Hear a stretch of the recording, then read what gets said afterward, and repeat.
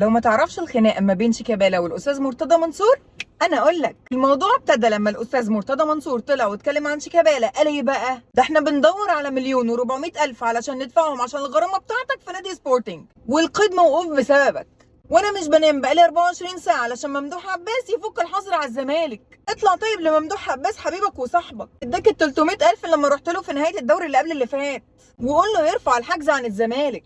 قال عليه متمرد وبيلم اللعيبه ومش بينزلوا التمرين، وان سيف الجزيري والمسلوسي احسن منه في الانتماء للنادي. قال ده انا سبت النادي بسببك. شيكا بقى يسكت ابدا، راح ردد عليه على صفحته على الفيسبوك وقال ايه بقى؟ على فكره بقى انا كلمت كل اطراف الحجز وطلع ان مفيش حجز اساسا.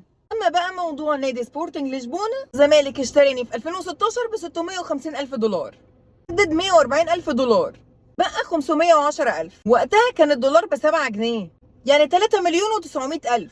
ولما انت ما دفعتهمش الدولار زاد كمان عليه غرامات فبقوا 46 مليون جنيه. وعلى فكرة الفلوس دي كانت بتتخصم مني وانت ما دفعتهمش، ومش شيكابالا اللي يتقال له متمرد عشان الفلوس، ده انا لعبت في النادي من غير فلوس على فكرة.